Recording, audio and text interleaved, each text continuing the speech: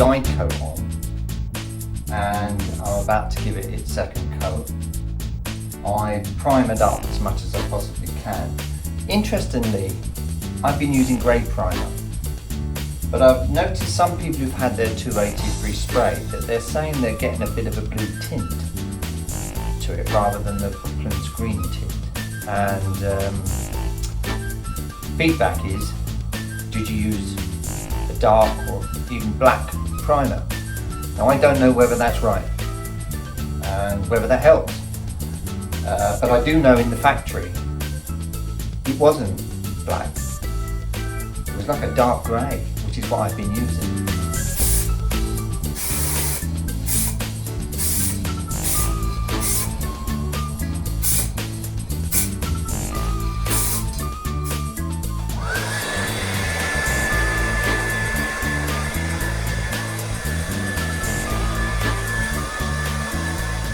Key thing is try not to get any runs,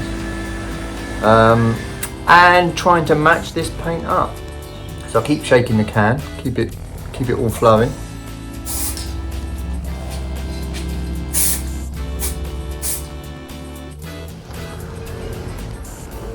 Well, I think that's enough paint, or base coat anyway. But this is how the rest has turned out.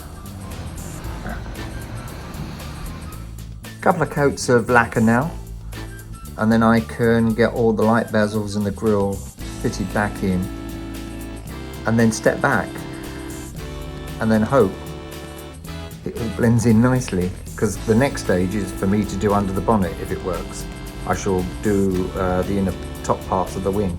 So if this looks okay, I shall do that. So this has been a bit of a test. Let's hope it's a good test.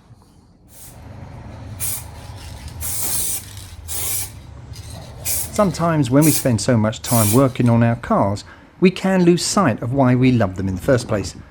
So every now and then, it's important to step back, get behind the wheel, and remind ourselves just how special owning one can be, especially in beautiful places like the Isle of Wight. So on the island there were two 280s sold, and one was a D plate and this was the E, so this was a very last Capri sold on the Isle of Wight. When I used to go to work of a morning, I'd pass the D reg one on Coppins Bridge, and we'd go one way and I'd go the other. So they were the two 280s with the island registrations. So I first bought the car, it would have been 1990. I was roughly around 24 years old, and I had a 2-litre S Capri that I sold to get this. Was always my dream car. And then foolishly sold it, well, didn't think it was foolishly at the time, to buy a Cosworth, which I really loved, but I love the 280 far more than the Cosworth. Just more character, really. Why the Capri? Just the shape, really, just the style, the sleekness. They've just got that look that just grabs me, really. So it's a Cosworth? The Cosworth, it's just, yeah, lovely car, but just something about the Capri, when you look at it low down from the front, that angle, there's just sort of like raw power, really. So I sold the car after 3 to 4 years and hadn't seen the car again for 22 years, which, to say that it's still on the island, I hadn't seen the car in all that time. And then I was with the family at Osborne House in 2016, and I looked over to the corner of the car park and saw a 280 parked up, and I said to the family, wow, that's a rare car, I used to own one of those. And as I walked over, I couldn't believe it, it's actually my old car.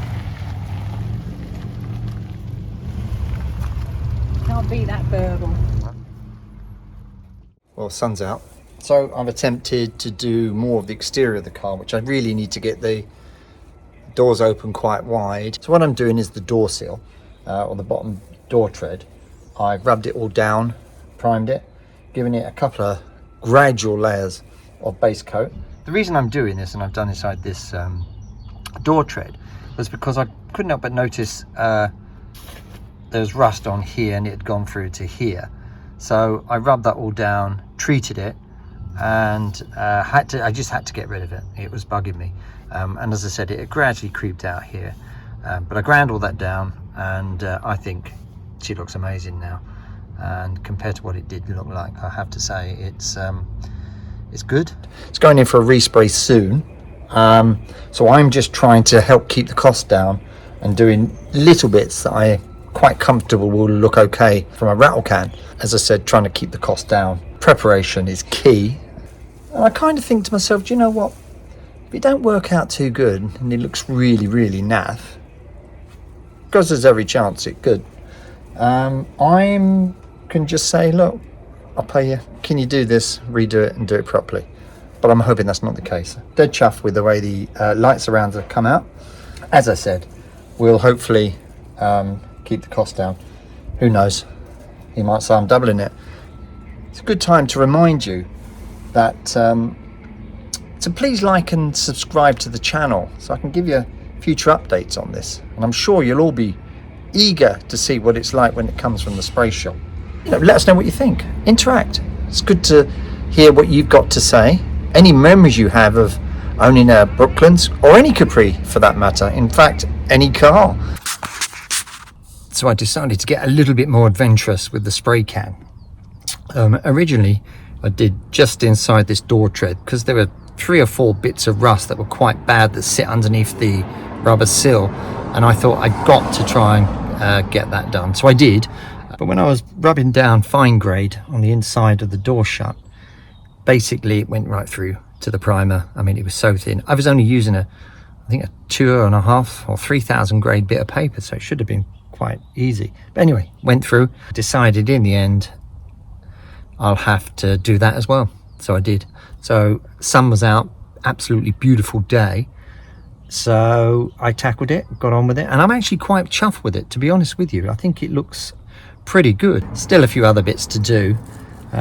Still debating on whether to tackle the engine bay. I've got the stickers that I ordered, which were, you know, the one that says asbestos and something to do with overheating. I can't remember what it is. And I'm just absolutely itching to get them on, but obviously I can't put them on until I've done the paintwork. So really looking forward to getting that done. I'm actually looking forward to getting this in the spray shop and getting the work done. The only thing I have noticed on the driver's side today, which is a bit of a downer, is a small hole that's appeared on the squab, which has really cheesed me off.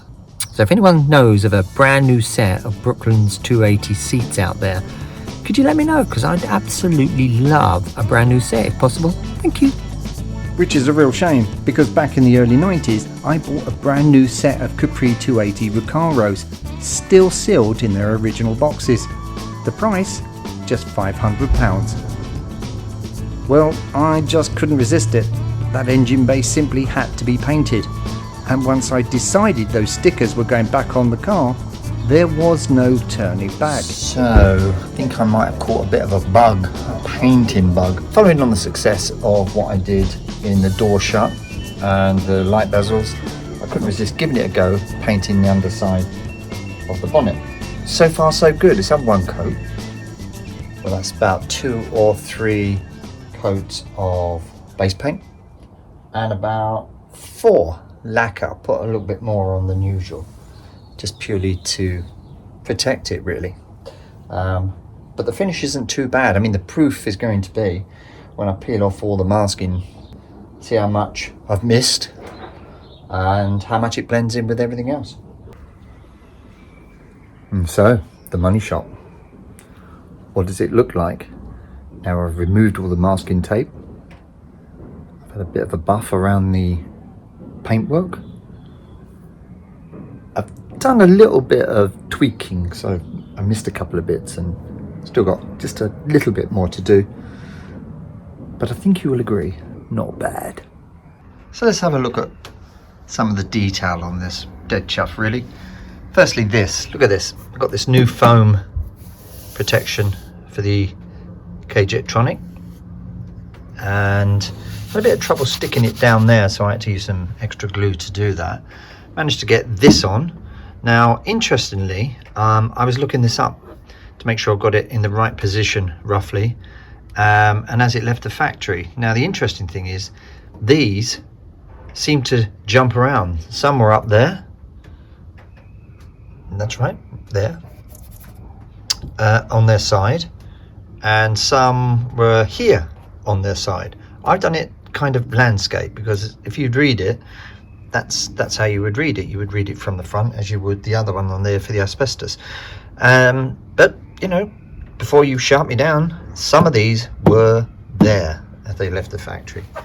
And over here, the asbestos one, again, they varied slightly. I guess it was down to the guys on the factory floor and how quick they were and how bothered they could be. Some ended up around here, some down here and there. So that's where mine is.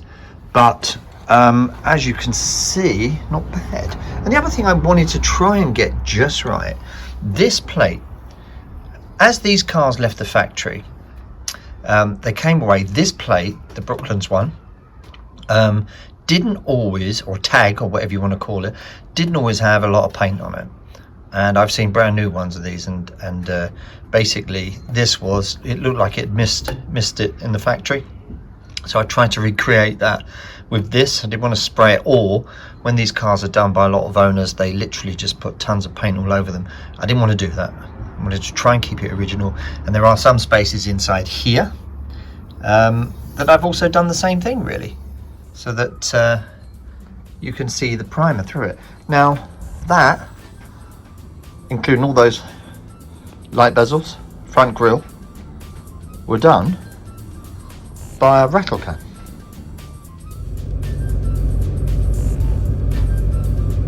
Well, it's a big day for the car today. Nearly here.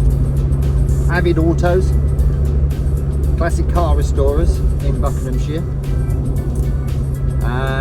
I'm handing over the keys, obviously. And as I said, a little bit nervous, but let's see what happens. I only want the very best for my 280.